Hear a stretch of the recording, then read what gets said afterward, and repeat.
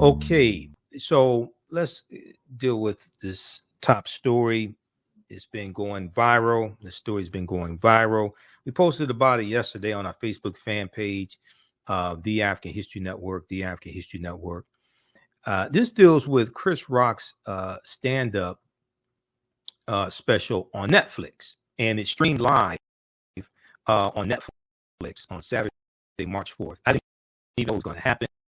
I found out about it while it was on live. I had to class today also, so I was preoccupied with that, to be honest with you. But I found out, from social media that his much anticipated special, A Selective Outrage, was streaming on Netflix. It was streaming live on Netflix. Okay, and there's about 10 minutes in it where he talks about being slapped by Will Smith at the Grammys last year. Okay, now there's an article. We're going to clip number one here in just a second, Doug. Okay, there's an article from Variety.com, also NBC News as well. Chris Rock shreds Will Smith with Oscar slap jokes. Everybody called him a B, and who does he hit? Who does he hit? Me. All right, and he talked about. We remember he made a joke about Jada Pinkett Smith's bald head at the Oscars, G.I. Jane 2. Now, there's no evidence, and I followed this very closely. There's no evidence that Chris Rock knew that she suffered from alopecia, had a scalp issue, had and her hair was falling out. But it's pretty interesting how this unfolded. Almost a year after the infamous Oscars slap, comedian Chris Rock finally addressed what happened in his live Netflix special, Selective Outrage. After an hour of new material that only alluded to what they call Slapgate, quote, they say words hurt. Anybody who says words hurt have never been punched in the face. He joked earlier in the night. Chris Rock finally broke down the aftermath of the onstage smack from Oscar winner Will Smith. So he said, "You all know what happened to me getting smacked by Suge Smith, etc." I'm gonna let you hear from Chris Rock in just a minute. Now, despite the pressure from the press to open up about what happened, Chris Rock is adamant that he won't be dissecting it on a talk show. He said, "I'm not a victim, baby. You will never see me on Oprah or Gayle crying. You will never see it. It's never going to happen, etc." But as for whether the slap hurt, Chris Rock was direct. He said, "Will Smith is significantly bigger than me. We are not the same size. Will Smith does movies with his shirt off. You've never seen me do a movie with my shirt off. Will Smith played Muhammad Ali in a movie. You think I auditioned for that part?" He said, "I played Pookie in New Jack City. I played a piece of corn in Pootie Tang." Okay, probably one of the worst movies ever made in history, Pootie Tang. But okay. So we know that Will Smith was banned from the Oscars, attending the Oscars for 10 years. Now, Jada Pinkett Smith revealed on her show, The Red Table, that she had an affair with August Alsina, R&B singer August Alsina. I can't name one song that he sings. But this was during a time that, if I remember correctly, this was during the time that Will Smith and Jada were separated, according to her. All right. Now, let's go to this clip here, Doug. I want the people to hear what happened. Let's go to clip one.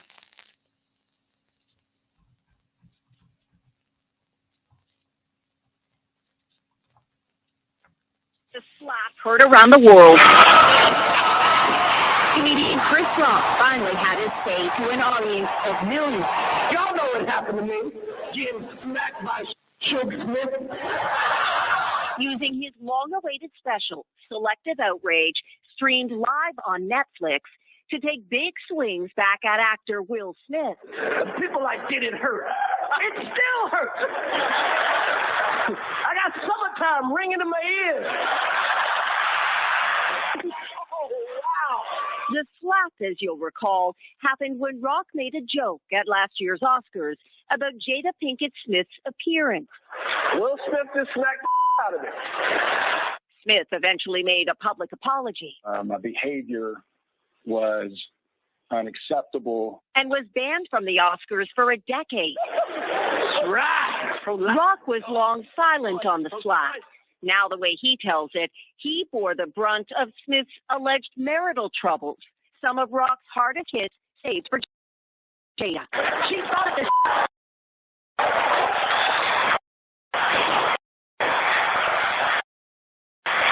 Nobody was picking on the timing of the Netflix special is no coincidence. Just a week ahead of this year's Oscars. A lot of people go, Chris, how come you didn't do nothing back? I got parents. And you know what my parents taught me? Don't fight in front of white people. Yet after all the punchlines, it isn't clear if Rock and Smith, who were close friends, have actually spoken. Representatives for the Smiths didn't respond to requests for comment. I have rooted for Will Smith my whole life. And now I watch Emancipation just to see him get whooped. About the slap that's still at center stage and stinging. Janice Mackey-Freyer, NBC News, Los Angeles. All right. So I haven't seen it yet. I guess I'll renew my subscription to I guess I'll renew my subscription to Netflix because there's not a whole lot on Netflix that I want to see. I do have Hulu. I've been watching Abbott Elementary on Hulu since it won NAACP awards, and I've heard so much about it. But I guess I have to renew my subscription to Netflix at least for a month to watch this. So give us a call or post your comments here. 313-778-7600. 313-778-7600 is the call-in number if you have a question or comment.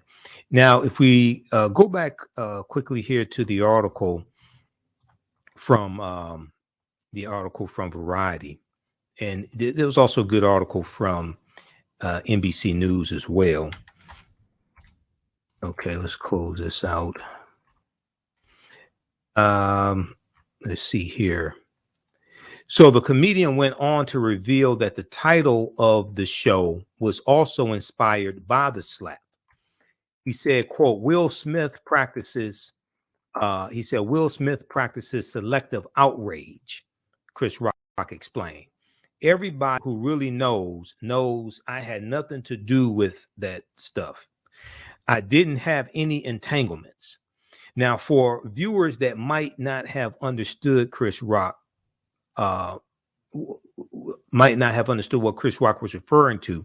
He was referring to the infamous Red Table Talk episode featuring Jada Pinkett Smith, featuring Will Smith and his wife Jada Pinkett Smith, where she admitted to having an affair with another man. Okay. And Chris Rock said his wife was having sex with her son's friend. I normally would not talk about that. I have no idea why two talented people would do something that low down. We've all been cheated on. Everybody in here been cheated on. None of us ever been interviewed by the person that cheated on us. Okay. None of us have ever been interviewed by the person that cheated on us on television. She hurt him way more than he hurt me, Chris Rock said. All right. So it's pretty interesting. I didn't know that it was coming. I didn't know that the special was going to air. So you'll hear a lot more about that as well. It's going to be interesting to see what the response is going to be from the Will Smith, Jada Pinkett Smith camp as well. Maybe they'll do another Red Table Talk about it also. I don't know. All right. So Draymond Green is in the news. And something happened the last day of Black History Month. Now, you know, we talk about African 365 days a year. But February 28th, he made some very ignorant, uninformed comments. I'm going to let you hear what he said on the other side of the break. And then I'm going to go through and dissect this and show you why he was wrong. You listen to the African History Network show. I'm Michael Imhotep. We'll be back in a few minutes. Welcome back to the African History Network show right here on 910 AM, the Superstation, Future Radio. I'm your host, Brother Michael Imhotep. It is Sunday, March 5th, 2023, I should say, March 5th, 2023, and we are live. Calling numbers 313-778-7600. 313-778-7600 is the calling number if you have a question or comment. Okay, so we just wrapped up Black History Month, African American History Month, February 28th. A lot of us study this history year round, okay? And on February 28th, Draymond Green of the Golden State Warriors made some comments at a post-game interview. And he was asked about a picture that he took with George Clinton. Okay. George Clinton, P-Funk All-Stars, One Nation Under a Groove, getting down just for the funk of it, right? Draymond Green was responding to a question about George Clinton. And he took a picture with George Clinton before the game at the Chase Center in San Francisco. Okay. Draymond Green said, I don't listen to George Clinton every day, but what I do want to go back to is Black History Month. He said, noting that he only wore the NBA's celebration themed shirts. They were wearing Black History Month celebration themed shirts. He said he only wore it because he couldn't find anything else to wear. Draymond Green made it clear that his issue is not the celebration of Black history. He made it clear his issue is not the celebration of Black history. Hey, Doug, let's go to clip 2 from Yahoo News. I want people to hear what Draymond Green had to say.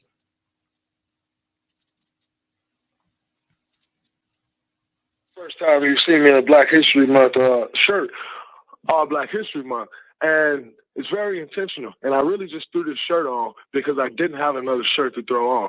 But Black History Month, at some point, can we get rid of it? Like, at some point? Why we got to keep getting the shortest month to celebrate our history? You got governors want to take our history out of schools. And I'm not going to be the fool to go say, yeah, we get celebrated for 28 days. So at some point, I'd like to get rid of it. It's, we're making all these changes in the world. Can't talk about these people, can't talk about those people, can't say this, can't say that. At some point, it's time to get rid of Black History Month. I get rid of Black history, like they're trying to do. But Black History Month? Nah, teach my history from January 1st to December 31st, and then do it again, and then again, and then again, and then again. That's what I'd like to see.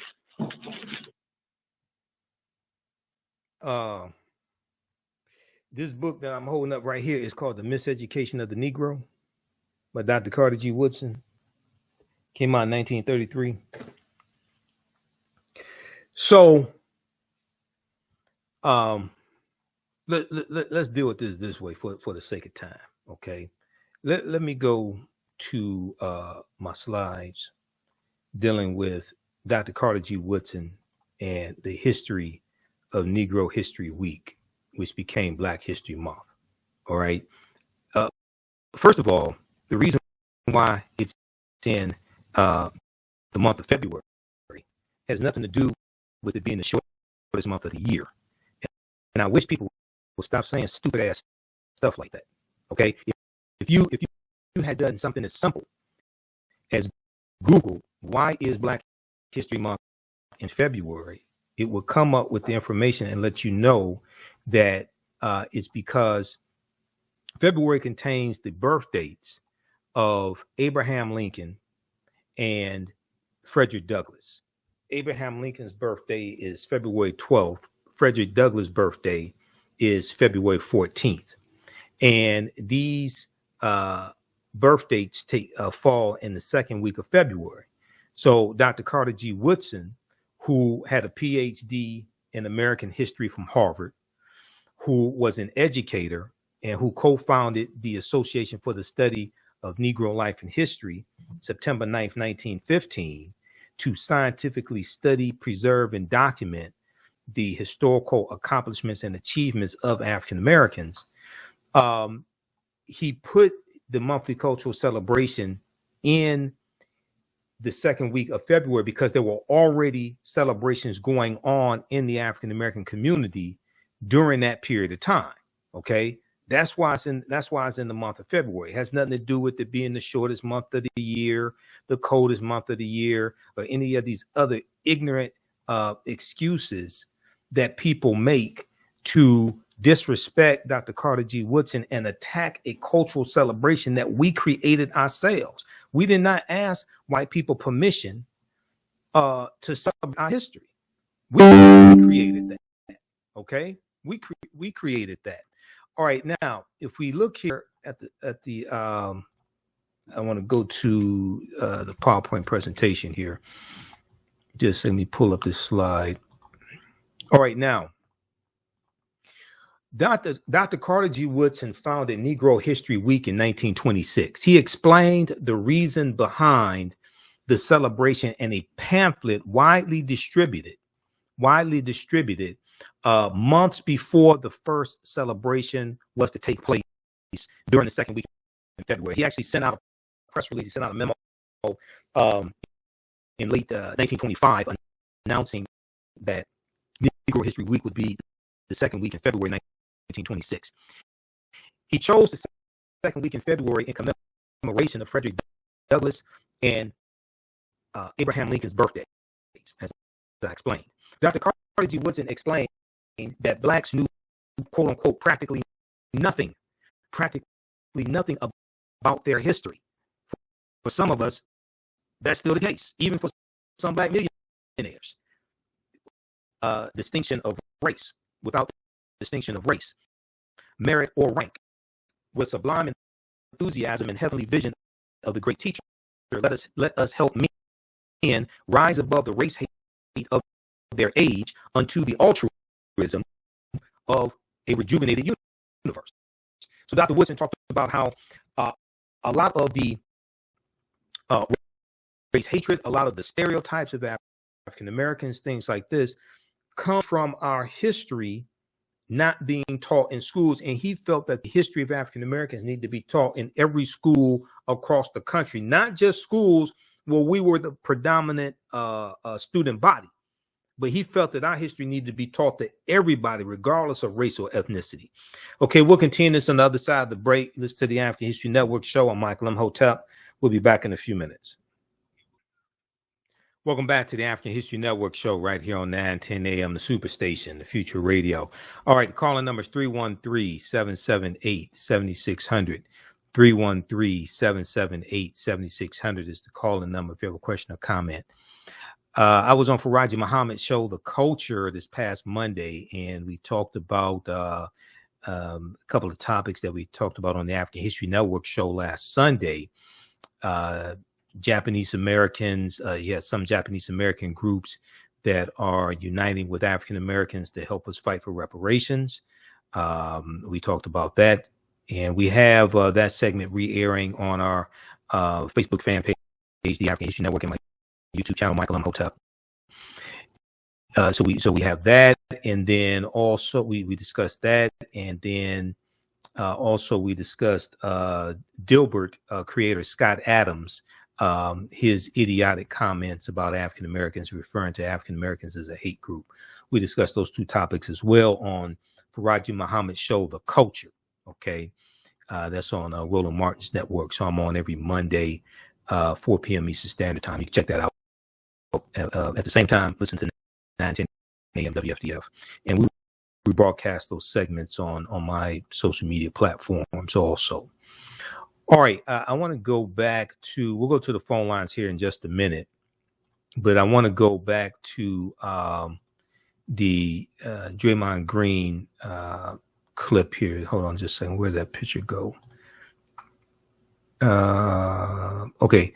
So also check out this article from Yahoo Sports. Warrior star Draymond Green says, get rid of Black History Month. Teach my history from January 1st to December 31st. Clearly, he hasn't read a book. Clearly, he has not studied the history of Black History Month and Dr. Carter G. Woodson. All right, let's go back to this clip, Doug. I want to play that clip again. See, the first time you see me in a Black History Month shirt, all Black History Month, and it's very intentional. And I really just threw this shirt on because I didn't have another shirt to throw on. But Black History Month, at some point, can we get rid of it? Like, at some point? Why we got to keep getting the shortest month to celebrate our history? You got governors want to take our history out of schools. And I'm not going to be the fool to go say, yeah, we get celebrated for 28 days. So at some point, I'd like to get rid of it. It's, we're making all these changes in the world. Can't talk about these people, can't talk about those people, can't say this, can't say that. At some point, it's time to get rid of Black History Month. Get rid of Black history, like they're trying to do. But Black History Month? Nah, teach my history from January 1st to December 31st, and then do it again, and then again, and then again, and then again. That's what I like to see.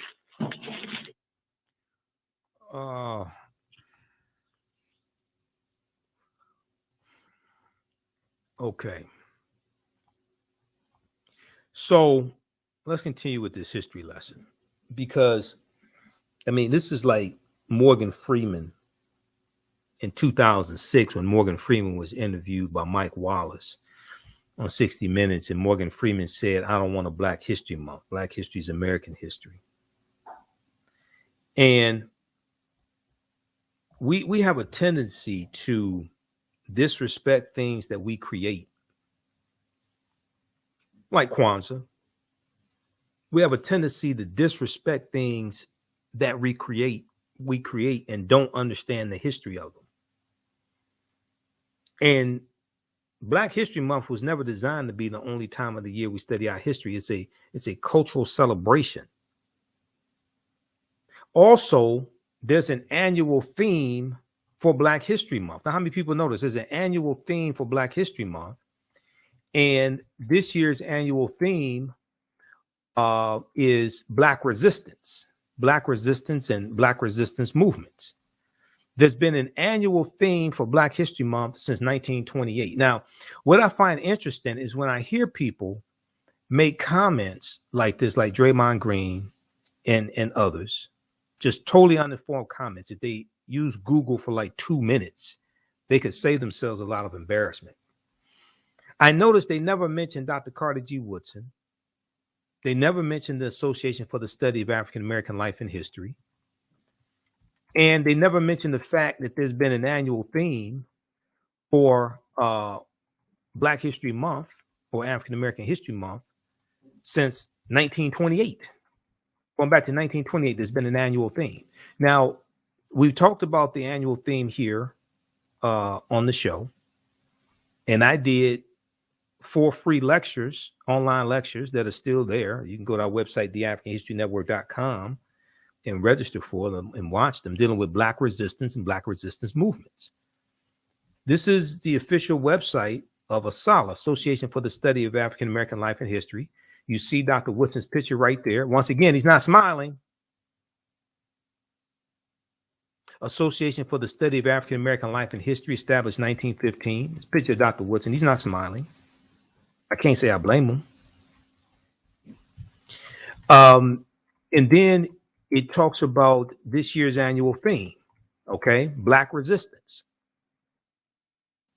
African Americans have resisted ongoing oppression in all forms, especially the racial terrorism of lynching, racial pogroms, and police killings since our arrival on these shores. Now, I said before in my online lectures, and people that watch them know I said this, that should be changed, not since we arrived on these shores, but since Europeans arrived here, because we were here in this land before Europeans got here. This was our land stolen from us. One of the names of this land was Turtle Island.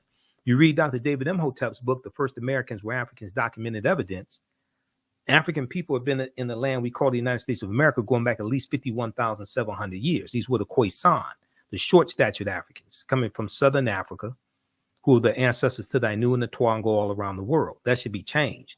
We were here before Europeans got here. The sooner we understand that, and sooner we understand that this was our land stolen from us, you have a seismic shift in the consciousness of African people in this country overnight. But as long as we think we first came here in 1619, you're going to keep getting the short end of the stick. These efforts have been to advocate for a dignified, self-determined life in a just democratic society in the United States and beyond the United States political jurisdiction. So then they talk about the civil rights movement, sit-ins, boycotts, walkouts, etc. They talk about Langston Hughes and Dr. King, Seth McClark, Fannie Lou Hamer. But then they go in and talk about, in an effort to live and maintain, protect economic success, Black people have organized, planned violent insurrections against those who enslaved them, such as in Haiti, and armed themselves against murderous white mobs, as in Memphis, Tennessee, 1892. And that was the Ma Store murders. And that's how Ida B. Wells got involved in the anti-lynching movement. Okay. They talk about Rosewood, Florida. January 5th was the anniversary of the Rosewood Massacre, January 5th, 1923. New Orleans, 1900. That's the Robert Charles riots in 1900. We'll continue this on the other side of the break. Let's to the African History Network show. I'm Michael Imhotep. We'll go to the phone lines when we come back from the break. Welcome back to the African History Network show right here on 910 AM, the Superstation, the Future Radio. All right, calling numbers 313-778-7600. 313-778-7600 is the calling number if you have a question or comment. We're going to the phone lines here. Right before the break, we were talking about Golden State Warriors, Draymond Green's idiotic comments from February 28th. 2023, last day of African American History Month. This article here from Yahoo Sports, Warriors star Draymond Green says, get rid of Black History Month. Teach my history from January 1st to December 31st. Now, number one, a lot of people do teach the history like year round. Should be more people reading the history and studying the history year round. But let's go to the phone lines. Let's go to, let's see, line one. We have line one. We have Grace, Lady Grace, line one. Thanks for holding, Lady Grace. Tell us where you're calling from. I'm in the Detroit metropolitan area. I've called your show maybe a couple times. The first time, it was very short, but and I'm just going to come very direct. Mm-hmm. It is very, very clear that your intelligence is very high when it comes to African American, Black history, whatever you want to call it, and that is undeniable. And I compliment you when the first time I've heard you, and that was really the first time I've heard you, because I'm not from Detroit, and I complimented you because it was very refreshing to hear how much information was coming out, and it was just refreshing to me. Everybody is not going to take that the same way, and I'm saying the way Draymond spoke about that, it could be perceived another way from other people with their intelligence not so high as yours. They could perceive it another way. With your intelligence, you went straight in like it was an ignorant statement. I took it, and other people listened to it, that he was venting about it. Let's just not accept this month.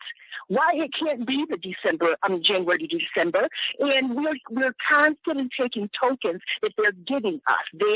Meaning they? white folks, because they chose to acknowledge that particular month thoroughly, and we're supposed to just accept it. But some of us feel you didn't have to give us that because we're doing it anyway. No, they didn't give us anything. Whoa. Slow down. They didn't give us anything. We created that. They did not give us anything. This is part of the problem. We keep acting like white people gave us. No, we created that. And we were celebrating it for a month. Slow down. We were celebrating it for a month before it was even recognized by President Gerald Ford in 1976, because that's when it officially went from a week to a monthly celebration. We created this. Study Dr. Carter G. Woodson. This is part of the problem. We keep saying they. There's been an annual theme since 1928. White people did not create the annual. No, I'm not missing the point. No, I'm hearing you. I am not missing your point. The problem is we don't understand the point. No. We don't understand this history. And then we keep trying to say they keep giving us something. We created this. And we keep disrespecting what we created. Have you ever studied Dr. Carter G. Woodson? Listen, I can tell you're totally way off the spectrum. No. I am actually saying when I say they gave, it was a federal acknowledgement. It was a federal acknowledgement after we have been slow down. It was a federal acknowledgement. I've read the proclamation from 1976. That's after we have been celebrating it for 50 years. They didn't give us a damn thing. Okay. They didn't give us anything. We started celebrating that in 1926 because we created that. The proclamation. Was it on calendars? Was it on the national calendars? Slow down. People get off work and all this kind of extra stuff. Slow down. You don't get off work for Black History Month. See, this is the problem. I was just making a reference to. Put her on hold for a second. Wow. This is the problem. This is the problem. Now you got a Black millionaire who could hire the top 10 Black scholars to teach him Black history every day of the week when he's not playing basketball. Or you could Google, why is Black History Month in February? But we don't do things like that. And then we disrespect somebody like Dr. Carter G. Woodson, who sacrificed his life to educate a people who still don't read. He created a publishing company in 1921 called Associated Publishers, Inc. to publish textbooks for Black school children so Black teachers could teach Black school children their history. We need to stop making excuses. Go to the next caller. We need to stop making excuses. This makes absolutely no sense. We're in the information age. Everybody has a smartphone and we're dumber than ever. Let's go to Jerome. Yes, this is Jerome speaking. Yeah, Jerome, go ahead. You called in last Sunday, right, Jerome? Yes, I did. Yeah, I remember you. Yeah, you called in later. You called in later in the show, and we ran out of time. So go ahead. We have a little more time for you this Sunday. Go ahead. Well, there's some things that are really important. First of all, I spent most of the day last Wednesday in Lansing talking to legislators. Okay. I went to caucus meetings. I talked to representatives. I even talked to the speaker of the House. And to my surprise, with at least three of them, they were surprised when I asked them, did they do any research on how our history, the benefits of our history being in the books.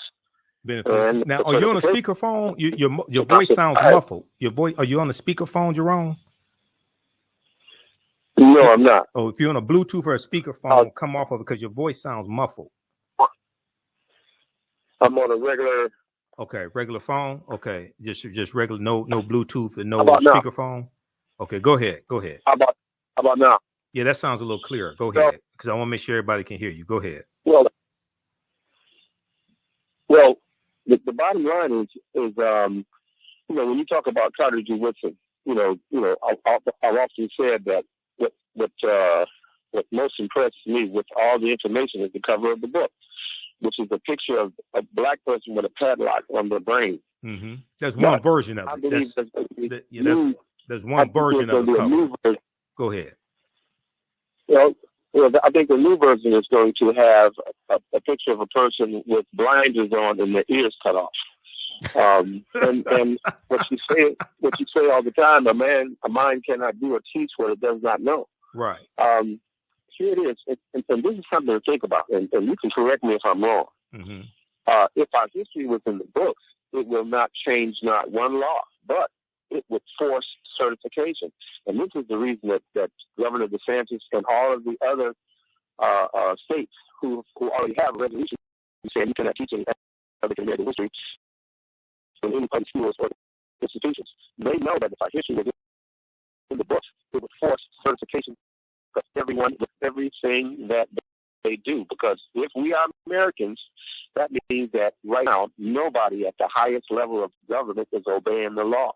Because in order for you to teach or to represent a white child or a white person, you have to have the necessary hours of accreditation, 3 credits through social studies of their history from kindergarten through college. But our history is not in the books. So you can do whatever you want to do with us. You can kick us, you can stomp us, throw it out of the window, do whatever you want to do. Well, let me slow you down. Let me slow you down for a second. There, different states have different laws and different standards when it comes to education. In various states, there is African American history in their textbooks. Now, some school districts may not have a separate African American history course, but there is some of that history in the textbooks. What has to happen is that there has to be the majority of control over education is at the state level, not the federal level. Okay. Just like the majority of control over policing is not at the federal level. It's not in Congress. It's not with the president. It's at the state level. And that goes to the 10th Amendment to the U.S. Constitution, states' rights. You do have, for instance, it was in, I think it was Vermont or Delaware, one of those states that's making African-American history classes. They have it, they're expanding it from, they're expanding it and making it mandatory. I'll try to find that article here because we're coming up on the break. I'll try to find that article here.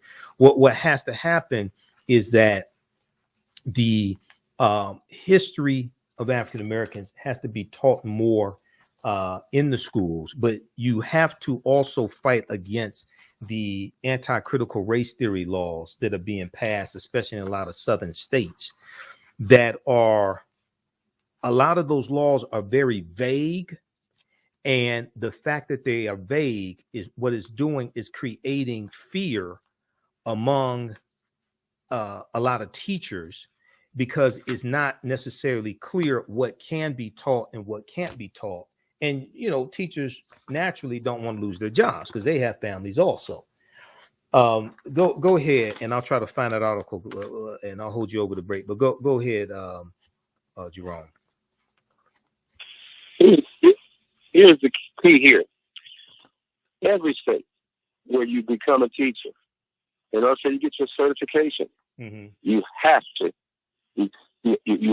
have the necessary hours certification of their history just to be certified as a teacher. In every state. Okay. Yeah. So we're fighting the wrong fight. Here in Michigan, especially where there's the largest concentration of African American people, and our mayor right here, right now, with the reparations task force, does not want the schools as part of it because he knows that the damages done by the state of Michigan, even if they had good intentions, were just the wrong decisions. They treated our children like war, and the evidence shows there was never a headline report on how their decisions affected the children. And the children never had legal representation. They had representation with the Keep the Vote No Takeover against the school board. The school board had legal representation. Let people the know, teachers had legal representation. Jerome, hold on just a second. But the children never had legal representation. Jerome, let people know what it is you're talking about. Legal representation regarding what? Because this is a national show. So the people listening across the country that don't know what you're talking about. It's simply it.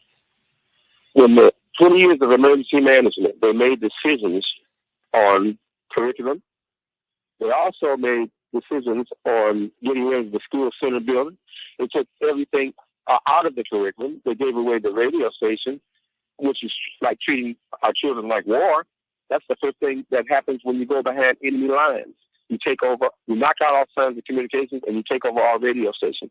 That's what they did to our children. And when they took the curriculum out, and now they're talking about Michigan State coming in to assist our schools with training programs, which they took all of our trades out of the schools on purpose ahead of time. And our current mayor was there then along with the governor, and they're all in it now with Governor DeSantis and Trump and all the rest of them right now today.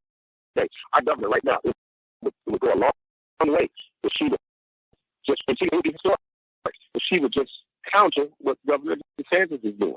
But she's not doing it. Not one word. And all our what Governor DeSantis is doing, what Governor Sanders is doing, that was legislation that came from the state legislature that he signed, like the Anti-Woke Act. Okay, that was legislation that was signed that set the pretext for them to object to the advanced placement African American studies course. All right, look, we're coming up on a break. When we come back, we'll continue this discussion. I'm going to share some more information about Dr. Carter G. Woodson. Then we're going to go to the next topic here, because this is only a 2-hour show. This weekend is the 58th anniversary celebration of Bloody Sunday. President Joe Biden was in Selma, Alabama, and he chided the GOP Republicans for trying to hide the truth about Black history in marking Bloody Sunday. Listen to the African History Network show. I'm Michael Imhotep. We'll be back in a few minutes. Welcome back to the African History Network show. All right, calling numbers 313-778-7600 is the calling number. We'll go back to the phone lines in a couple minutes here. We'll go to Fidel, who's holding also. Okay, so be sure to visit. I gave this out before, and apparently, let me just... Asalh.org, ASALH, Asalh.org. That is the official website of the Association for the Study of African American Life and History, the organization that Dr. Carter G. Woodson co-founded September 9th, 1915. They have information there dealing with Black History Month, the origins of Black History Month, the annual themes, the themes going back to 1928.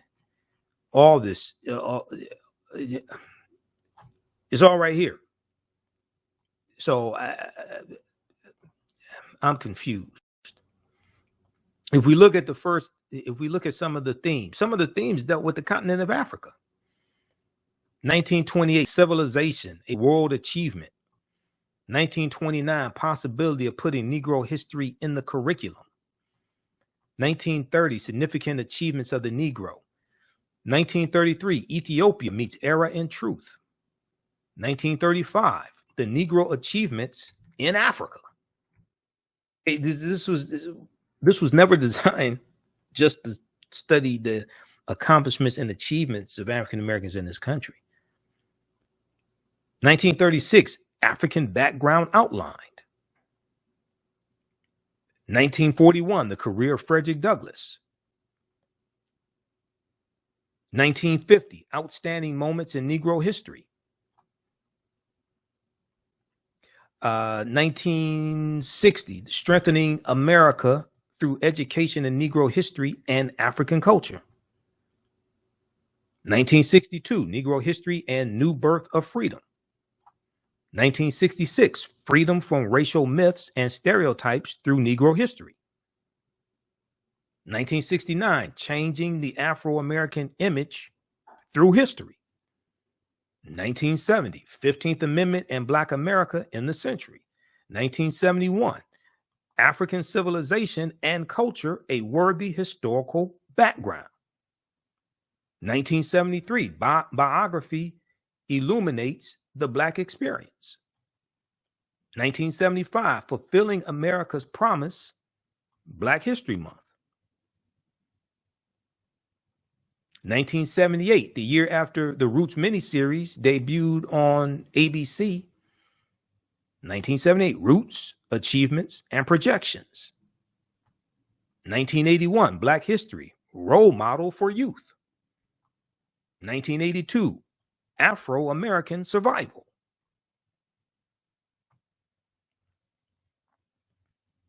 1992, the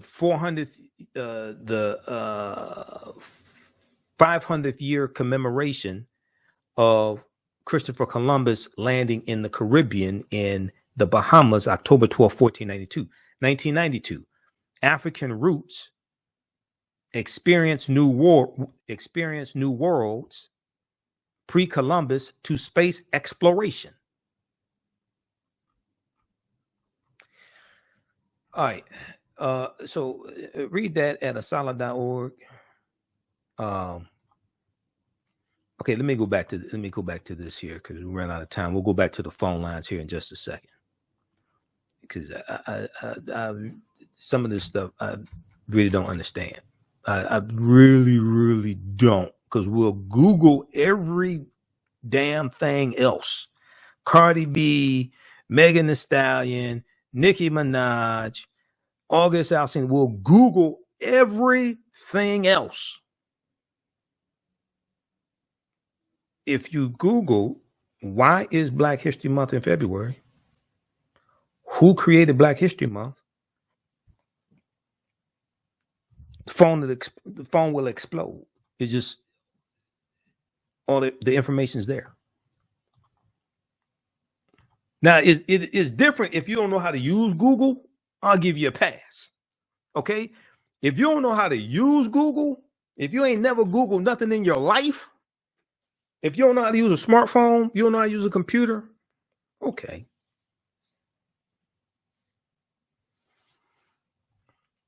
All right. I want to go back to this. Had a couple of slides left here. Let's go back to this one here.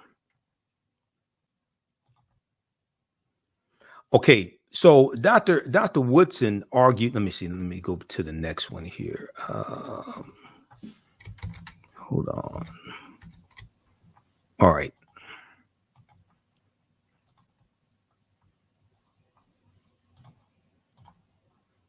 Let's see here. Let's go back. Okay, Negro History Week was the first major achievement in popularizing Black history and was unique in that it focused on Black youth. Now, did white people tell us to focus on Black youth? No, Dr. Woodson was an educator. He was born 10 years after slavery ended. He was born in 1875. Negro History Week was the first major achievement in popularizing Black history and was unique in that it focused on Black youth. Dr. Woodson realized that the miseducation of Black people began in their homes, communities, and elementary schools. We could also say on some radio shows, and we could say on some social media platforms as well today. Dr. Carter G. Woodson's vision of Negro History Week was optimistic, strategic, and long-term. Optimistic, strategic, and long-term. Not the white man's vision of Negro History Week, but Dr. Woodson's vision because he created it. Dr. Carter G. Woodson wanted this modest week-long celebration to serve as a stepping stone toward the gradual introduction of Black history into the curricula of all levels of the U.S. educational system, because he was an educator. Dr. Carter G. Woodson hoped that Negro History Week would evolve into Negro History Year, as he affirmed from time to time. Dr. Woodson consistently instructs observing the week that they needed to diligently prepare for the celebration months in advance, and that after mid-February, they needed to continue acknowledging the role of African descendants in world history. This is what Dr. Woodson was doing in 1926 and 27, 28, and 29 and 30 with a lot less resources than we have today. Most of our people didn't have telephones in the 20s and 30s. And no internet, no text messaging, no cell phones. This brother created a publishing company in 1921, Associated Publishers, Inc., created the Journal of Negro History in 1916 to publish scholarly papers by African-American historians. And we sitting up here talking about what the white man won't let us do and what the white man gave us and all this nonsense. Are you serious? Quote, Negro History Week should be a demonstration of what has been done in the study of the Negro during the year, and at the same time as a demonstration of greater things to be accomplished. Dr. Woodson instructed school teachers because this cultural celebration focused on children, and that was the week of the year that school children were supposed to demonstrate what they had been studying all year round about the history of African people. Not 1 week out the year, study our history, study it year round, and then that's a cultural celebration. So that second week in February, you demonstrate what you've been studying all year round. We have it as backwards.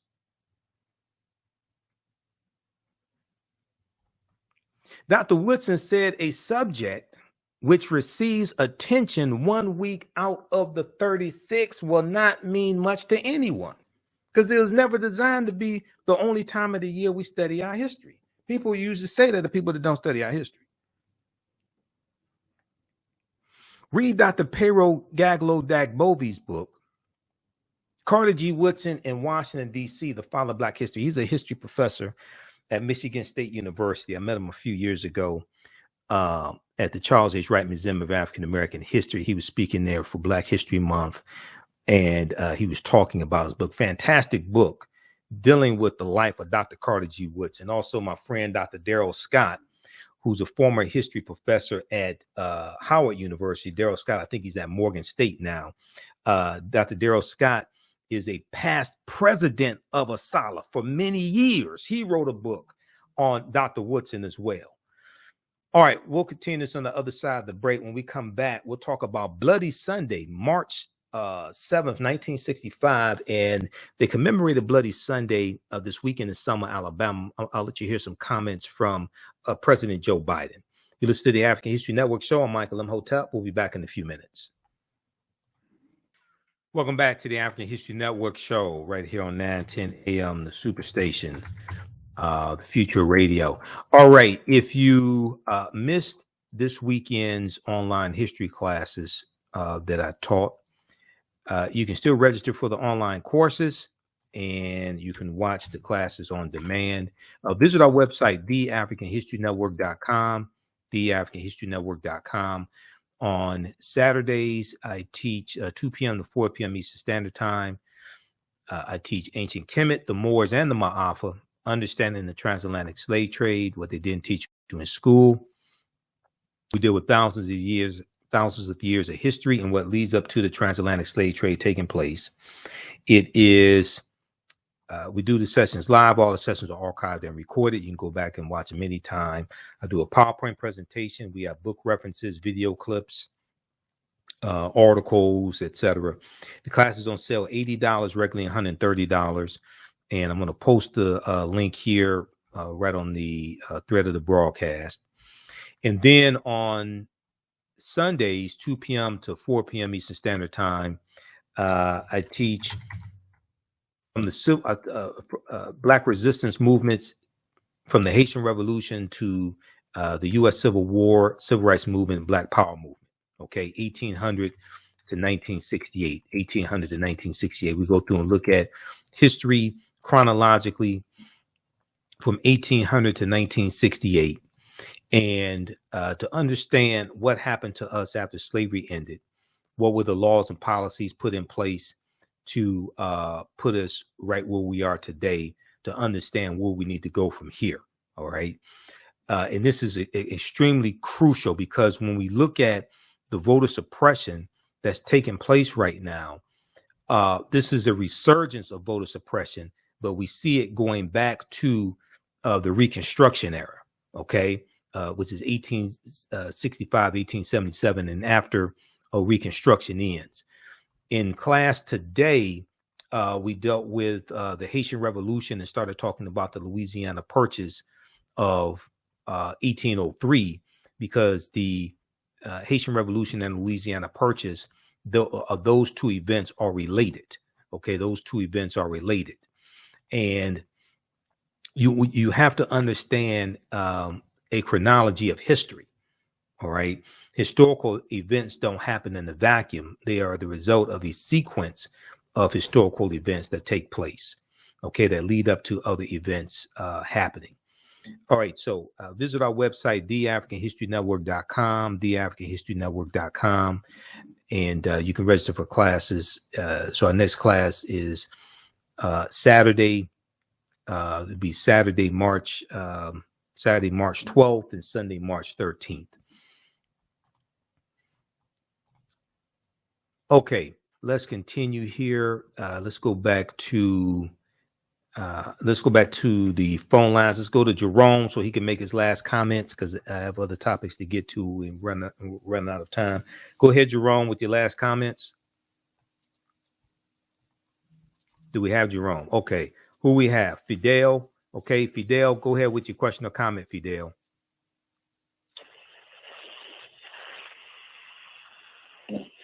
Fidel, we have Fidel on the line. We're on the air live. Okay, let's get Fidel straight. We'll come back to him. Let me go back to the slides I was showing here. And this is from a PowerPoint presentation I do dealing with African American History Month, Dr. Carter G. Woodson, but also in the Black Resistance movement free lectures I was doing during Black History Month as well. We talked about that also. Okay. All right. And Dr. Carter G. Woodson he was born December 19th, 1875, born in Virginia, died April 3rd, 1950. Okay. April 3rd, 1950. All right. Now let's go to, I'm going to go to this next story here. And this deals with Bloody Sunday, March 7th, 1965. So you saw a lot of coverage this weekend dealing with the 58th anniversary, 58th commemoration of Bloody Sunday. And this is when African Americans like John Lewis, Hosea Williams, and others were trying to cross the Edmund Pettus Bridge. This was after Jimmy Lee Jackson was shot and killed by Alabama state troopers. Contrary to what they said on MSNBC today, Dr. King was not at Bloody Sunday. Okay. He was not there. So, and also Reverend Jesse Jackson was not there as well. Reverend Jesse Jackson had pneumonia. But there was an article from TheHill.com, that dealt with, it talked about what took place today. President Joe Biden was there for the march, and he gave a speech there. I'm going to let you hear some of the speech here in just a minute. Okay. President Joe Biden chides GOP for trying to hide the truth about Black history in marking Bloody Sunday, Okay.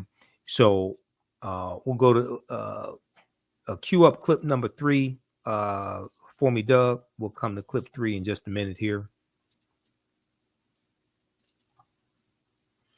All right. So if we look at this article, in just a second here, this is jumping around on me. President Joe Biden on Sunday called out Republicans for efforts to limit teaching parts of Black history as he marked the 58th anniversary of Bloody Sunday. Now, we've talked about these anti-critical race theory bills here on this show extensively. And Also, I talked about the advanced placement in African American Studies course that Governor Ron DeSantis is blocking in Florida, in the Florida Department of Education. Now, let me ask you all a question. See, we keep giving white people too much power over us and keep talking about what they won't let us do and all this nonsense. So who has gone to the College Board's website to look at the 234-page framework that they uploaded that's there, that's free? Because I've gone and looked at it, and I've talked about it here on this show as well as on Faraji Muhammad's show. It's collegeboard.org, collegeboard.org, and they have the framework there. Now, I got to go back and find it. You can also Google it in different articles that are written about it. They have it there, but you can just search for AP African American Studies, and it comes up with the pilot. And let's see here. It'll come up with the whole thing, AP course and exam. Okay, now who has gone through to look at this? What I said a couple of weeks ago on Faraji Muhammad's show is that, and this is, they have the whole 234-page framework here, official AP Studies coursework. View the framework. It's right here. Let me show you. Let me show you this here. You can go to their website and just search for it. Okay, and then it comes up. Pilot AP African American Studies. Okay, and then it shows you here in the blue with the blue background, official AP African American Studies course framework. View the framework. Click right there. It comes up with the PDF. This is 234 pages. It's the whole curriculum. It comes up. You can watch. You can look at this for free. Okay. Now, if you scroll down, I think it starts page 15. What I want. Where is that? Page 11. Then we look at page 13. They break down the units. I want to look at the breakdown of the units. They show it's broken into 4 units, if I remember correctly. This, where is it? Okay, hold on, let me back up. It's or around page 9, I think it is, where they show right here. This is what I want. Yeah, page 9. Okay, then we go into page 10. Course at a glance, units and instructional focus. Unit 1. Origins of the African diaspora. Origins of the African diaspora. So this is a year-long course. It's broken up into 4 units.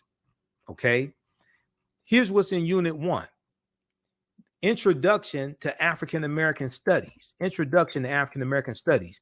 The strength and complexity of early African societies, early West African empires, early African kingdoms and city-states, early Africa and global politics. Then unit number 2 deals with freedom, enslavement, and resistance.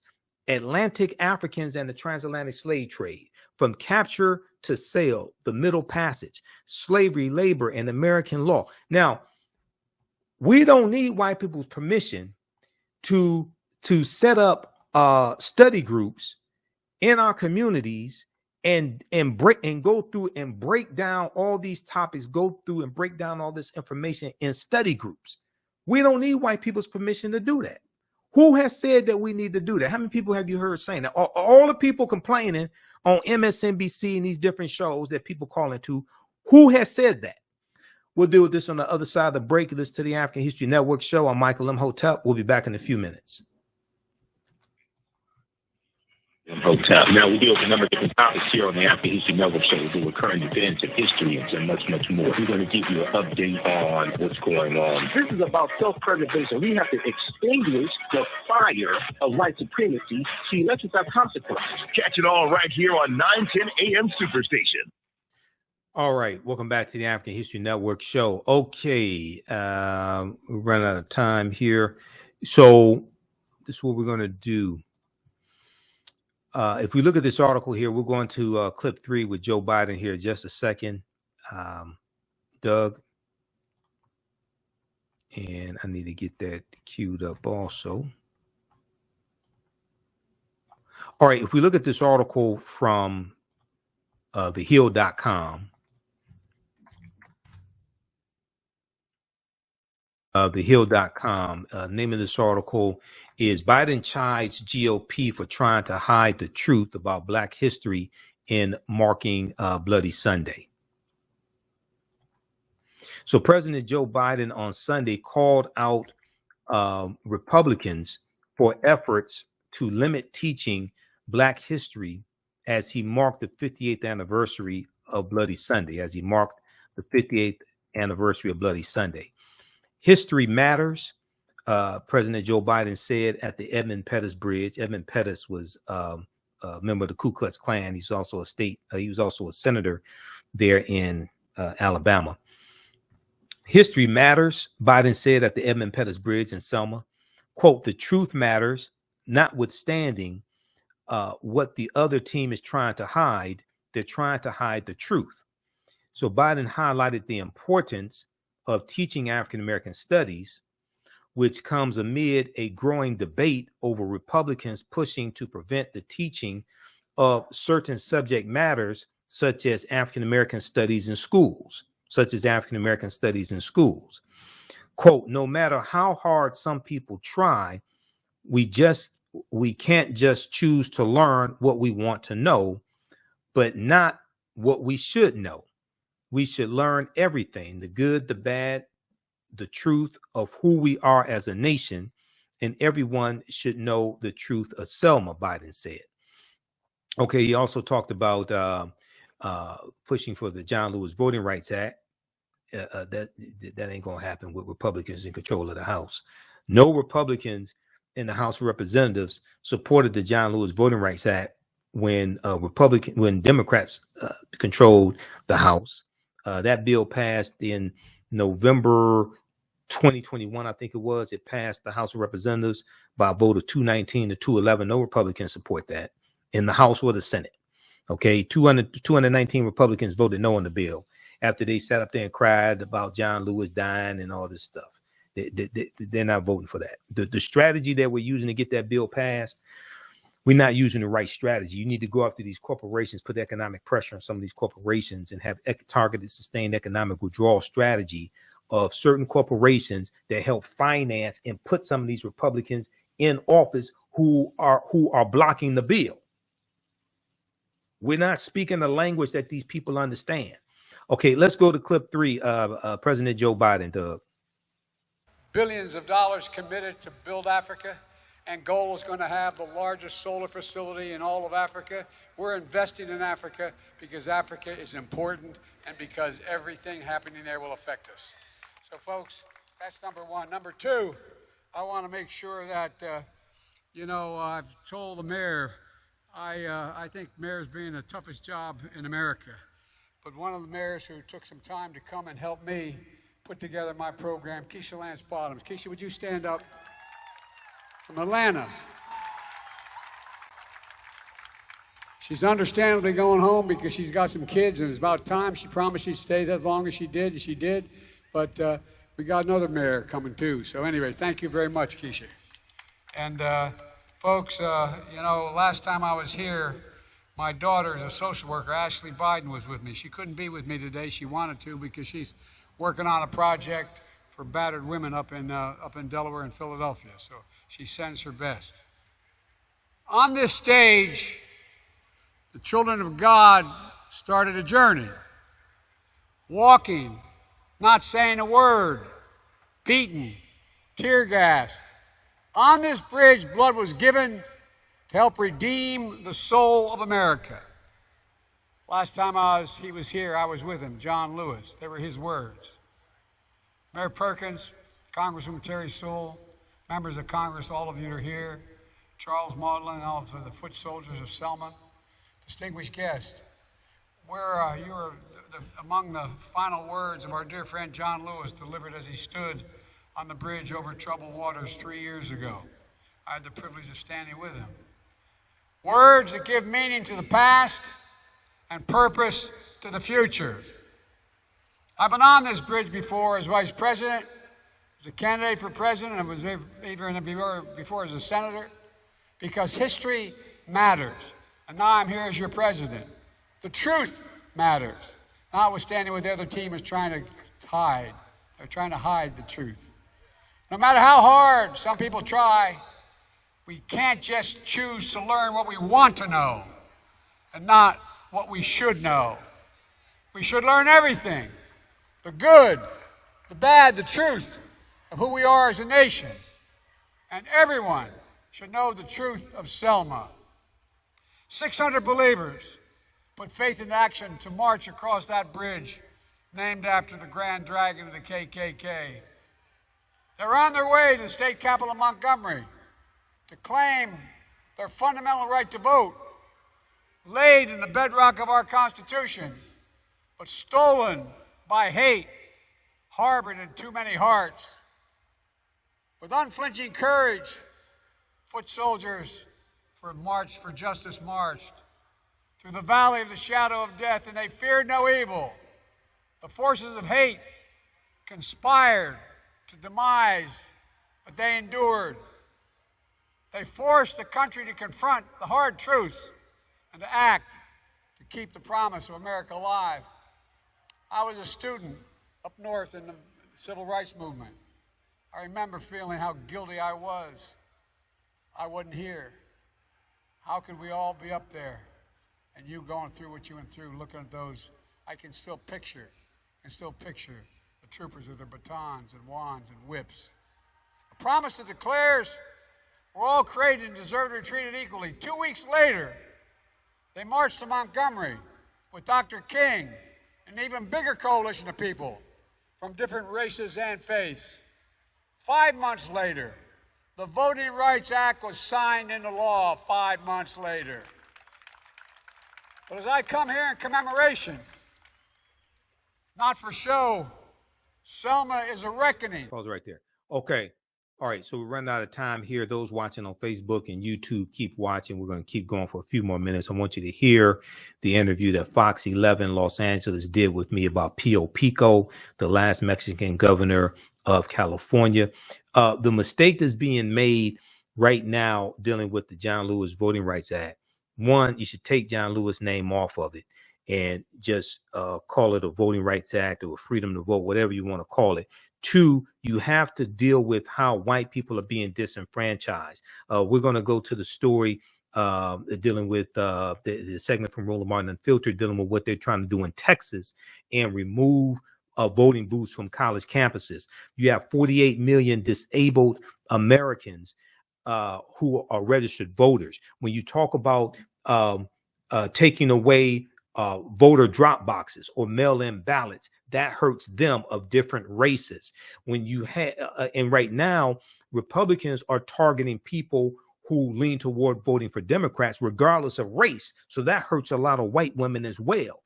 The women's reproductive movement, you have to bring them into this as well. There's a lot of non-African American people who are being hurt by these voter suppression bills. You can't approach this like 1965 Selma, Alabama. Then African Americans were the target. Okay, now they're targeting people who are more likely to vote for Democrats. Okay, so you have to change your strategy. Okay, right now it's correct. Wrong behavior is not over till we win. Wakanda forever. We'll talk to you next Sunday. All right, stand by. All right, let me disconnect this call. Okay, let's go back to a little bit more of this clip here from President Joe Biden from today. I remember feeling how guilty I was. I wasn't here. How could we all be up there and you going through what you went through, looking at those? I can still picture the troopers with their batons and wands and whips. A promise that declares we're all created and deserve to be treated equally. 2 weeks later, they marched to Montgomery with Dr. King an even bigger coalition of people from different races and faiths. 5 months later, the Voting Rights Act was signed into law 5 months later. But as I come here in commemoration, not for show, Selma is a reckoning. The right to vote, to have your vote counted, is the threshold of democracy and liberty. With it, anything's possible. Without it, without that right, nothing is possible. And this fundamental right remains under assault. The conservative Supreme Court has gutted the Voting Rights Act over the years. Since the 2020 election, a wave of states and dozens of anti-voting laws fueled by the big lie and the election deniers now elected to office. The new law here in Alabama, among other things, enacted a new congressional map that discriminated against black voters by failing to include what should have been a new, predominantly black district.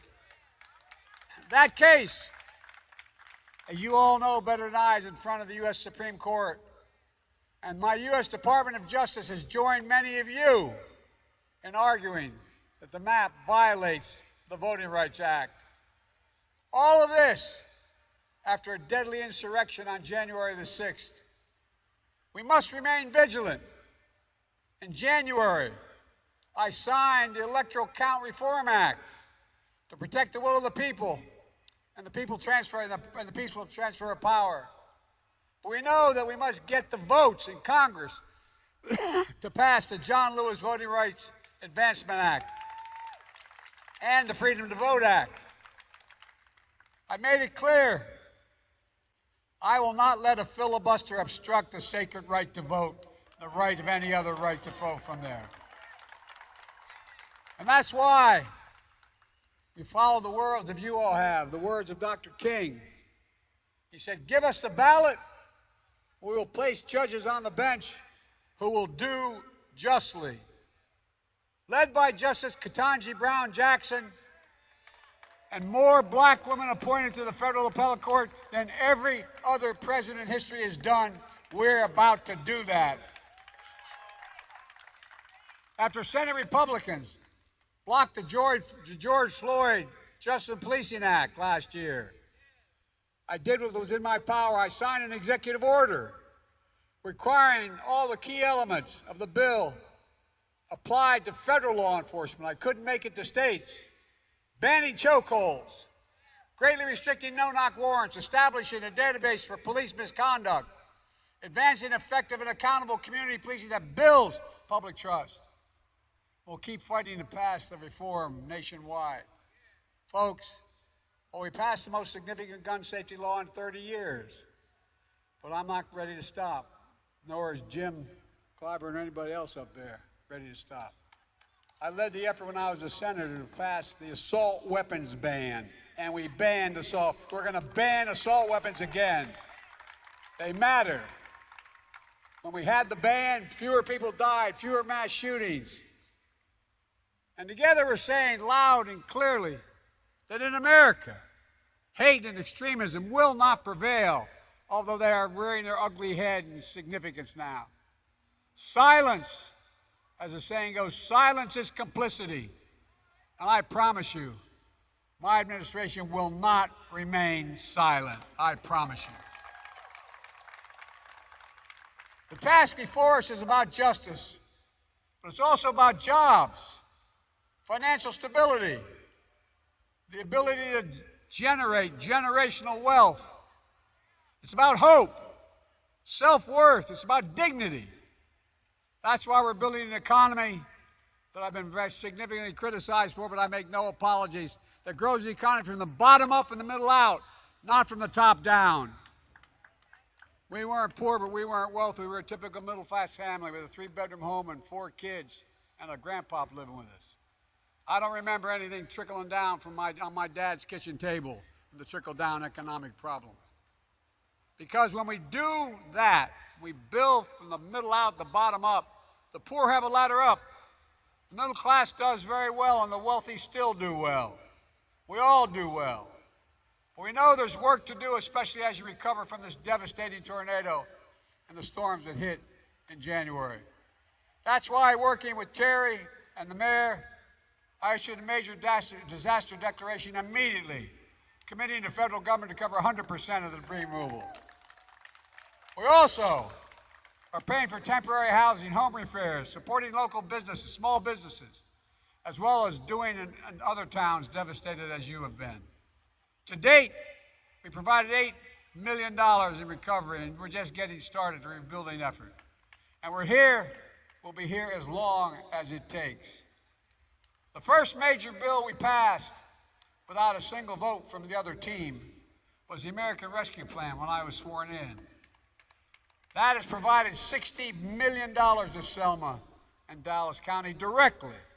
One of the things, having been a county official for 2 years, I learned a long time ago, I didn't like anything that went through the state legislature. No, I'm not joking. Good people, but they all want a piece of it. If it's supposed to come to my county, it better damn well come to my county directly. So this is going directly to your county, directly to your city, to keep teachers, nurses, police officers, firefighters on the job. Selma's also benefited from the bipartisan infrastructure law, which is a multi-billion-dollar commitment to rebuild this country. How can we be the leading economy in the world if we don't have the best roads, ports, and so on? How can we be that? Well, guess what? It's the largest investment in infrastructure since Eisenhower's interstate highway system. Here in Selma, we're funding major water projects, removing over 800 poisonous lead pipe service lines that are over 100 years old, because every child should be able to turn on a faucet and drink clean water without fear of getting sick. And it's going to deliver affordable high-speed internet to every single home in this county and this city. And no parent, God forbid another pandemic, is going to have to sit in the McDonald's parking lot to use their internet to be able to have their kids' homework be done. Look, and in the process, these kinds of investments are going to create good-paying jobs. Most of these jobs don't require college degrees. They'll be able to hire here, hire in your community. And by the way, the unemployment rate for African Americans under my administration is the second lowest it's ever been in all of American history. And we're going to continue to make sure that happens. And by the way, I'm the only president I've learned that had permanent offices in the White House for the Divine Nine and the HBCUs. I figured it out, man.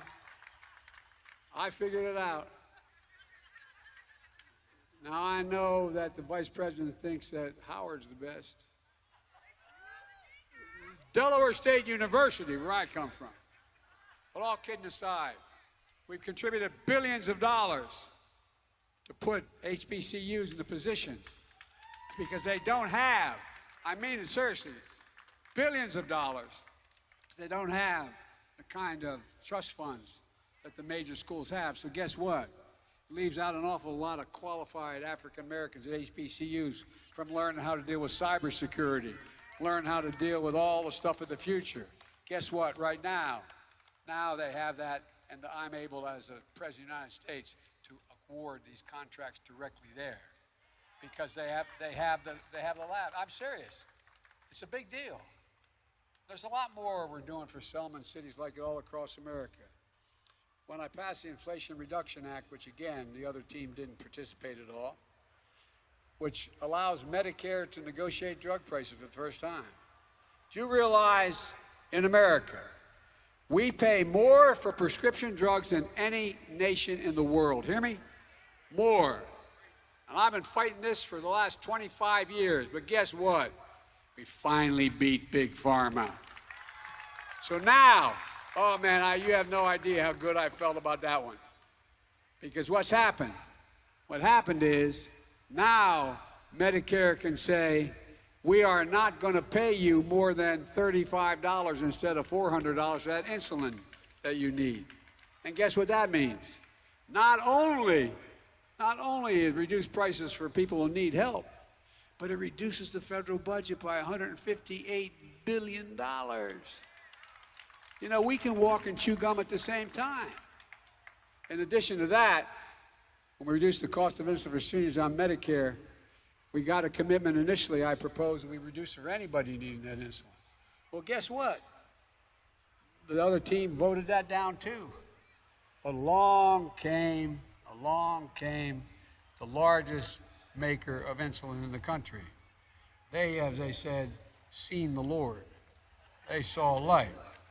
And here's the deal, I'm not kidding. Eli Lilly, one of the biggest drug makers of insulin, they just announced they're going to cap the cost of all their insulin at $35. And guess what that means? No other company going to be able to charge more than that because no one's going to buy it. For everyone else with diabetes, that's going to help 500,000 folks in Alabama today are on this. And it's going to reduce the price from somewhere between $400 and $600 a month to $35 a month. So let's finish the job. Lower the price for everyone, including the 200,000 children with type 1 diabetes across this country. But there's more work to do. We'll protect Social Security and Medicare. And we'll protect, by the way, did you see that State of the Union address? I said, it means all you guys are against cutting Medicare and Social Security. Oh, yeah.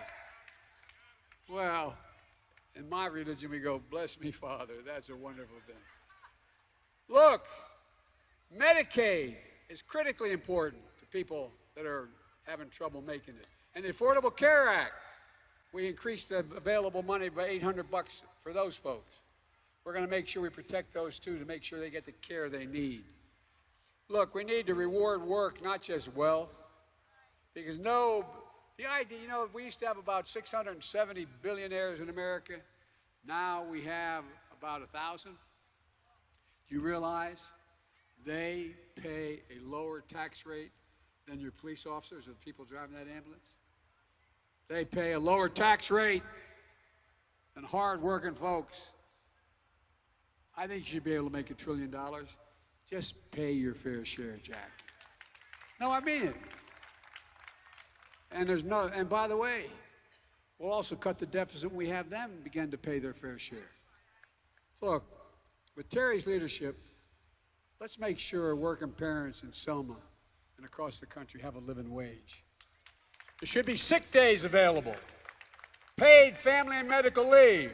We're the only country in the nation in the world that doesn't have it.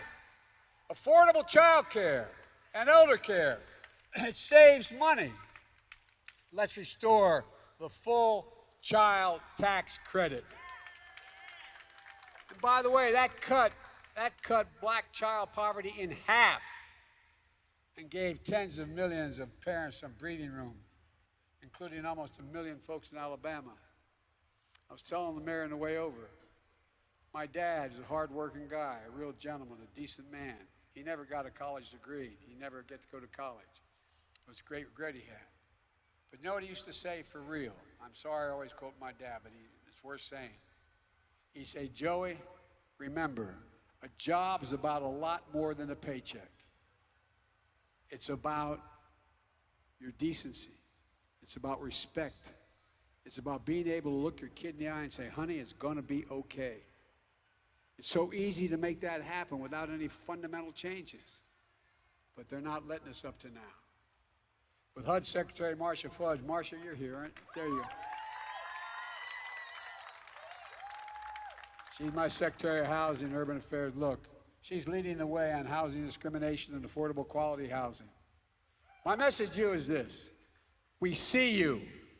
We're fighting to make sure no one's left behind.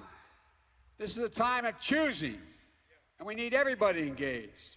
We know history does not look kindly on those who deny the march across the bridge to redeem the soul of America. Let me close with this. In many of your faith traditions, Sunday is the Sabbath, the day of rest. But on that Sunday morning of March 7th, 1965, Amelia Boynton Robinson and 600 of her fellow children of God chose different pews. On this bridge of her beloved Selma, they were called to the altar of democracy. Unsure of their fate, but certain of the cause was righteous. So she would go on to say, quote, "You can never know where you're going unless you know where you've been. We know where we have been." My fellow Americans, on this Sunday of our time, we know where we've been, and we know, more importantly, where we have to go. Forward, together. So let's pray, but let's not rest. Let's keep marching. Let's keep the faith. But most of all, let's remember who we are. We're the United States of America, and there's nothing beyond our capacity when we act together. So let's go and finish the job. God bless you all, and may God bless our troops.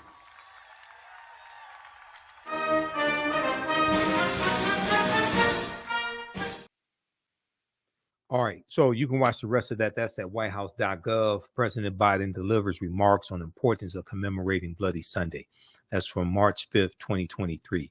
Okay, I want to go to this story here. So back on February 17th on Roland Martin Unfiltered, we talked about this story out of Texas.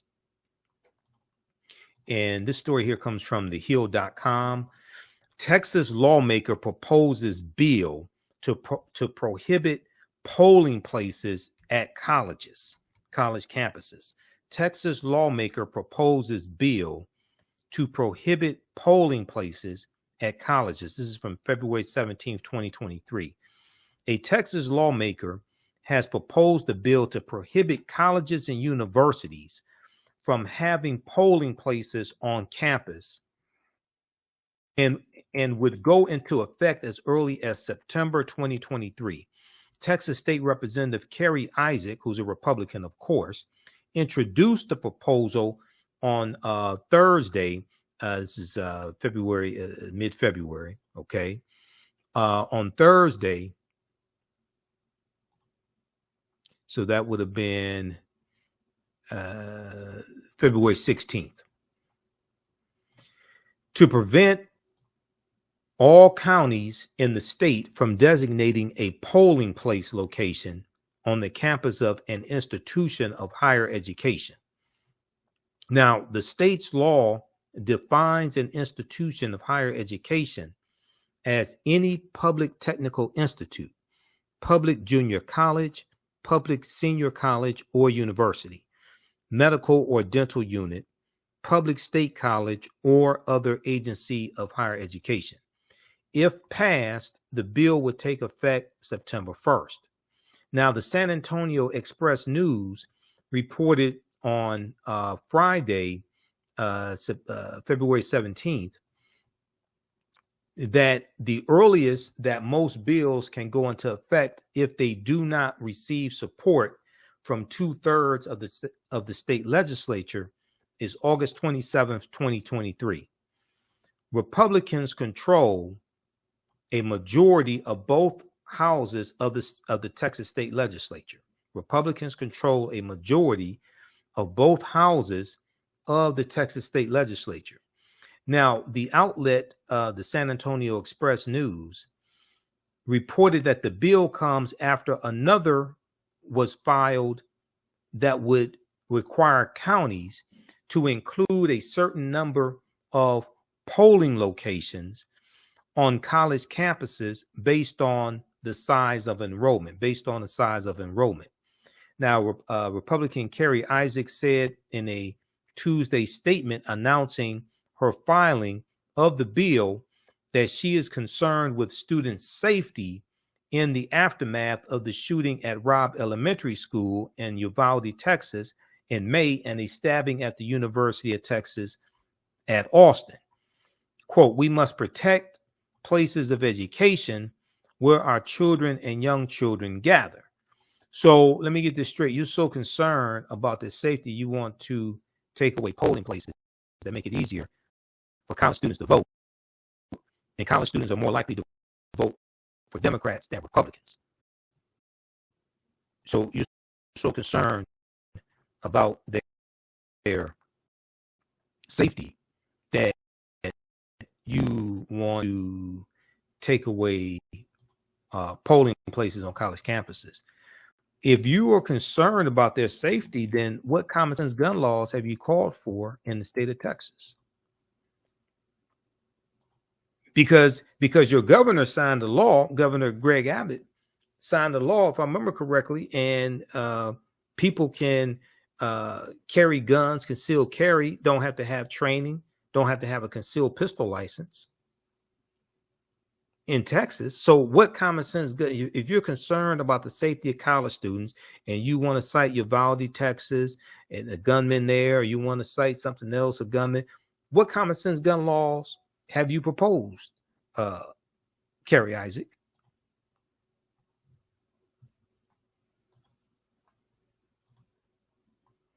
So she said, we must protect places of education where our children and young people gather. As a mom with one child on a college campus and one on a public school campus, I think about the safety of my sons and their classmates regularly. I have been working on a package of campus safety legislation that I believe would protect open college, public school, and charter school campuses. She added that she is also drafting a piece of legislation to ban polling places from K through 12 public and charter schools, and another to expand the state's school marshal program to include volunteers from members of the military and police officers. So you don't think any of the volunteers from the military would shoot up the damn school, but you're afraid that somebody coming to vote is going to shoot up the school. You don't think somebody from the military who has post-traumatic stress disorder, something like that, would shoot up the school, but you're going to have volunteers, state school marshal program to include volunteers from members of the military and police officers. But people vote like once every 2 years, maybe once a year if there's a proposal or something like that. It's not like they vote every day. These are the games people are playing. In Texas, of all places. Move Texas, a nonprofit organization that seeks to make underrepresented youth communities civically active, denounced Representative Kerry Isaac's proposal in a statement, calling it an unmistakable and blatant way to suppress people's right to vote. Now, this is an example. They didn't say they're taking it away from HBCUs. They didn't say she's not proposing to take away polling places from schools that have a high African-American population. She's proposing taking it away from all college campuses in Texas. Well, college students are more likely to vote for Democrats than Republicans.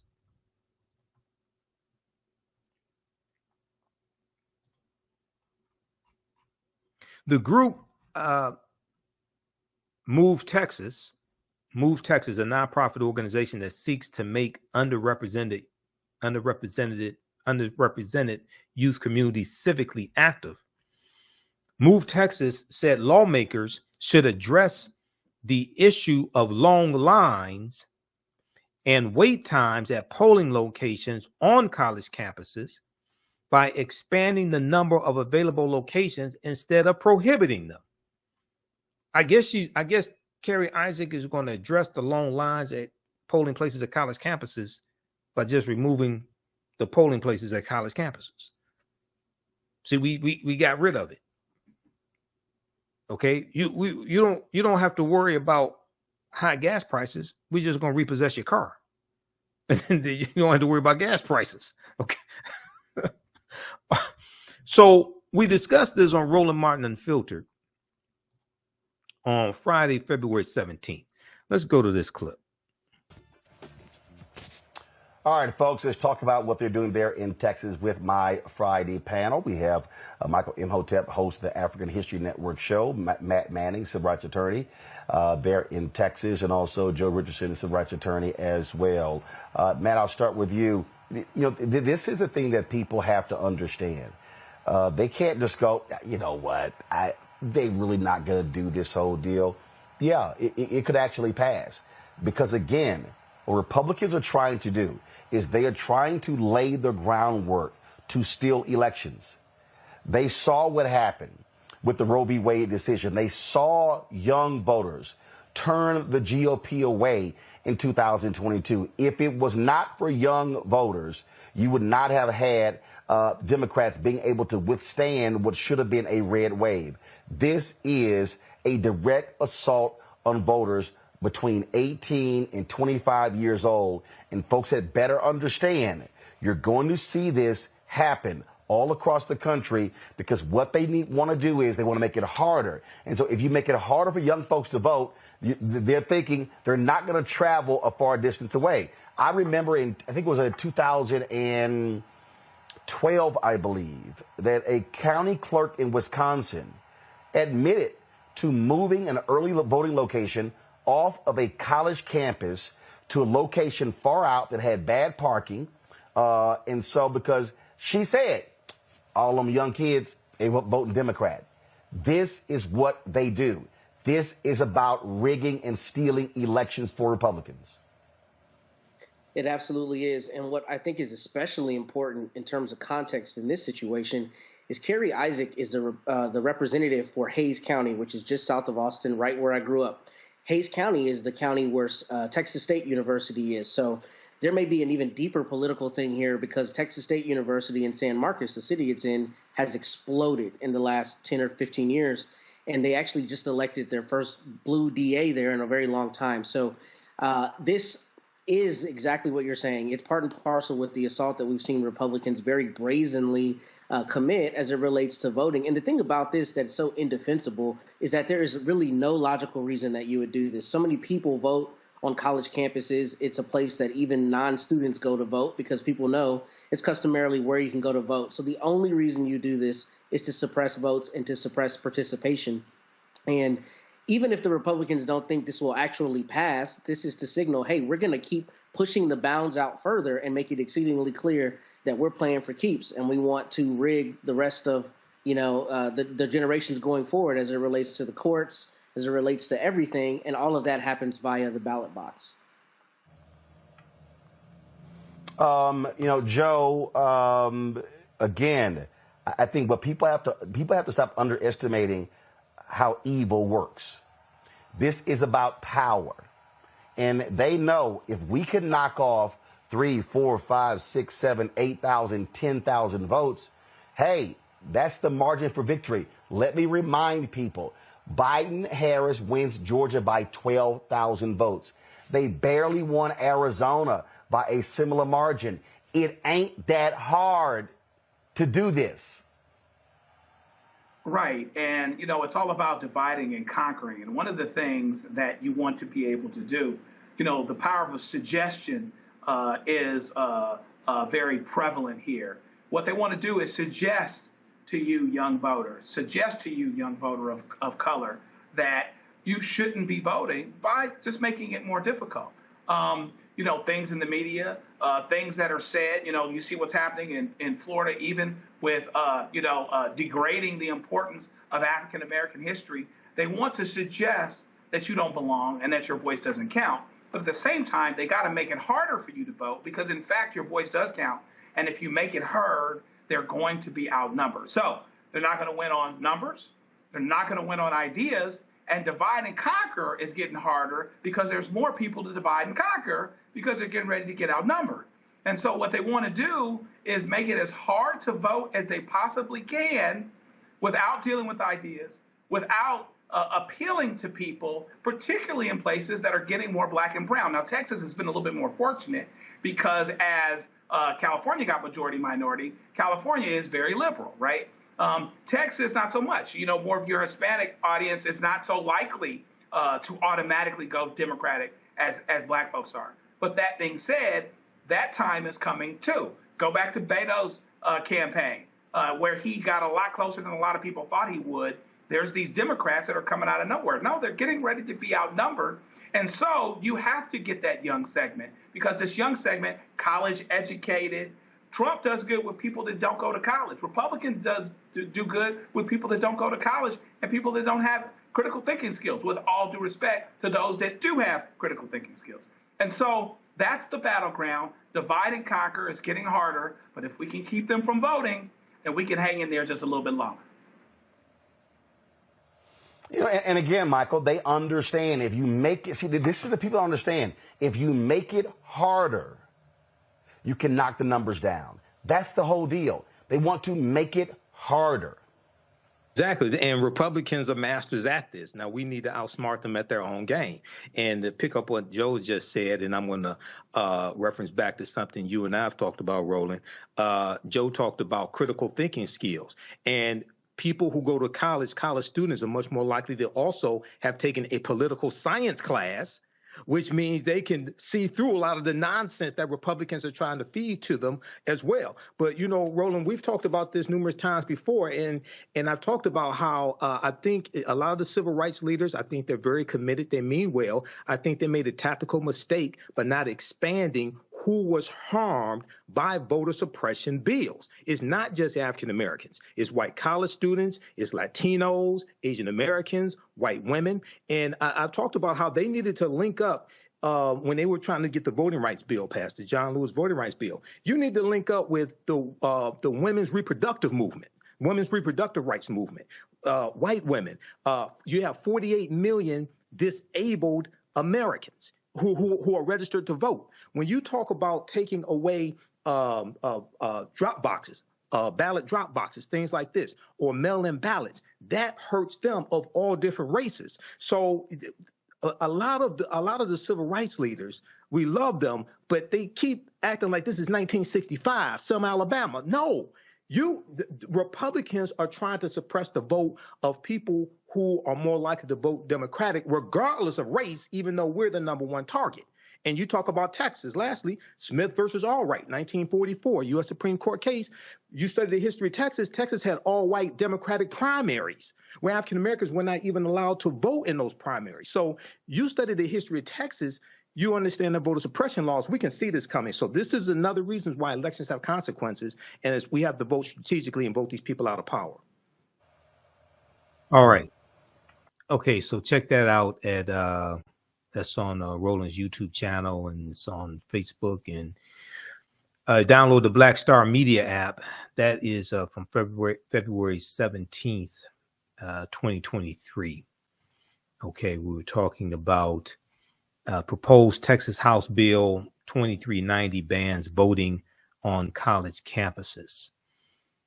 And that day, let's see here, that day, the title of that day's broadcast, Texas College Campus Poll Bill, and then Tyree Nichols, cops plea, South Carolina teacher attacks black student all-star weekend. All right, lastly, before we get out of here, I was interviewed by Fox 11 Los Angeles a few weeks ago during Black History Month. And this was dealing with Pio Pico, okay, Pio Pico,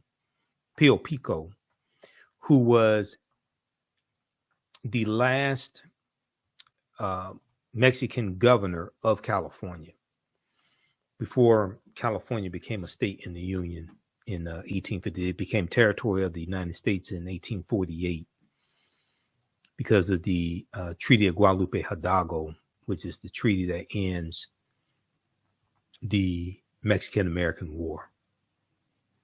Now, if I can find this here. Okay, where is this? All right. So I was contacted by somebody at Channel 11 for this story, to interview me for this story.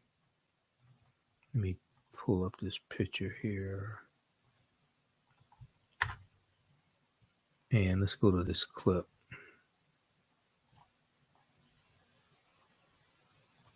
Okay, just I have to cue this up because we're not on 910 AM WFDF now, and I have to operate the boards. All right, let's go to this clip here. This is from February 9th, 2023.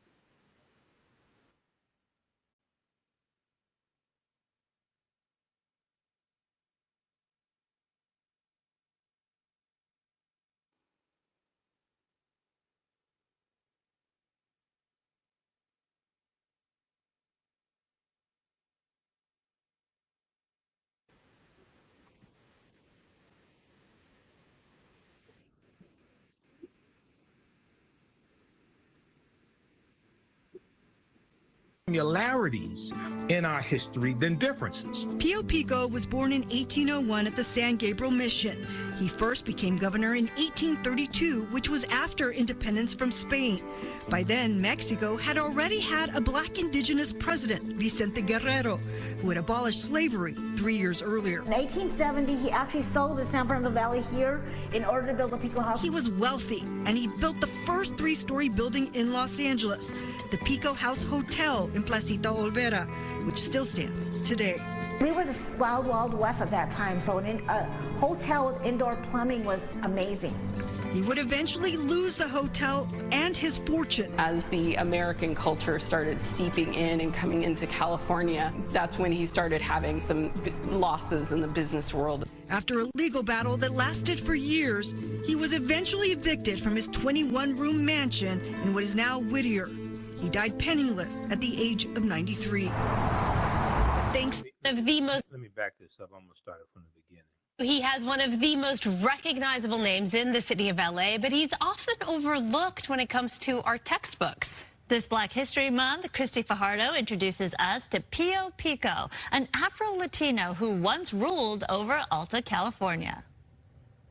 One of LA's busiest boulevards bears his name.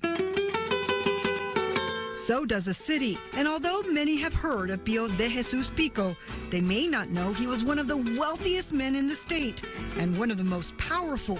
Don Pico was the last governor of Alta California during Mexican rule, and he was Afro-Latino. And this is his walking stick. Kathy Atencio gives tours of Pico's mansion in Whittier, which is now a state park.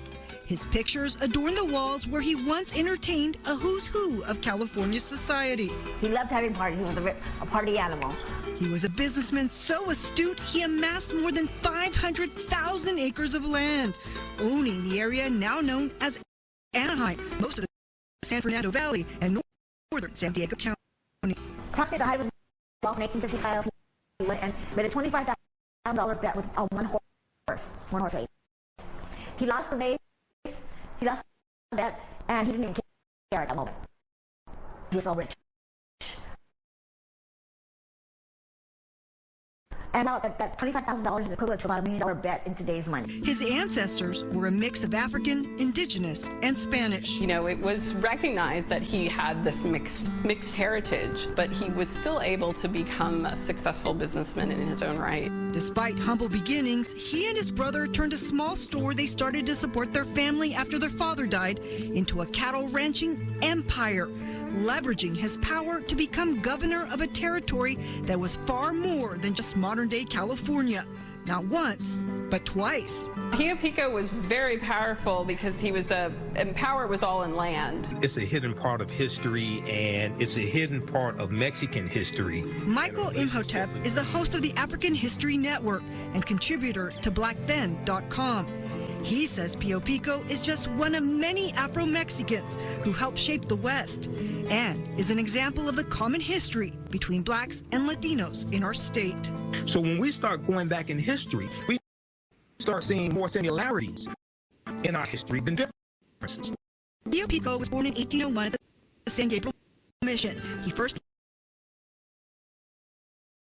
became governor in 1832, which was by then Mexico had already had a black indigenous president, Vicente Guerrero, who had abolished slavery 3 years earlier. In 1870, he actually sold the San Fernando Valley here in order to build the Pico House. He was wealthy, and he built the first three-story building in Los Angeles, the Pico House Hotel in Placita Olvera, which still stands today. We were the wild, wild west at that time, so a hotel with indoor plumbing was amazing. He would eventually lose the hotel and his fortune. As the American culture started seeping in and coming into California, that's when he started having some losses in the business world. After a legal battle that lasted for years, he was eventually evicted from his 21-room mansion in what is now Whittier. He died penniless at the age of 93. But thanks to his legacy, his sprawling adobe was never torn down. It's now a state park where visitors can walk its halls and learn that California once had a black governor. Christy Fajardo, Fox 11 News. And if you'd like to learn how you can tour Pico's old mansion, or if you'd like to check out blackthen.com, we've put the links on our website, foxla.com. All right.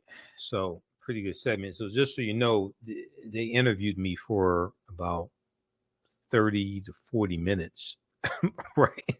And I'm going through breaking down history, but only a fragment made it into the segment. The segment is about 3 minutes long. So that's how it goes, especially when you deal with local news. All right. If you like this type of information, please support the African History Network, $ the AHN Show through Cash App, $ the AHN Show through Cash App, also through PayPal, paypal.me, /the AHN Show. The sources keep doing the research, stay on the air, keep broadcasting the show, pay some of the bills, etc., upgrade equipment.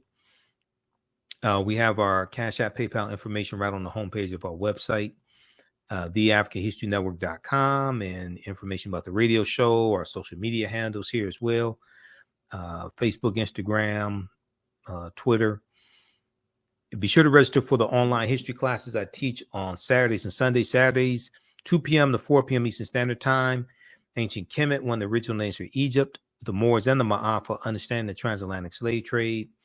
What they didn't teach you in school, you can pay debit card, credit card. It's on sale $80, regularly $130. Even after the course is over with, you can go back and watch the entire course over and over again. You still have full access. Next class is Saturday, March 11th. Then Sundays, I teach Black resistance movements from the Haitian Revolution, the U.S. Civil War, Civil Rights Movement, and Black Power Movement, 1800 to 1968. Same format, same pricing structure. And then we have a bundle pack where you get both classes for $120. It's a $300 value because you get 5 of my lectures free in digital format. They'll be in the video library. Okay, so we have the bundle pack also for $120. Then if you've taken any of our online classes in the past, email us at ahnshow@theafricanhistorynetwork.com or email us right through the website. You'll get a 50% discount on the course bundle. Okay, 50% discount. All right, look, we have to get out of here. Remember, at the African History Network, we focus on educating, empowering, and inspiring people of African descent throughout the diaspora and around the world, because right now it's correct wrong behavior. It's not over till we win. Wakanda forever. We'll talk to you next time.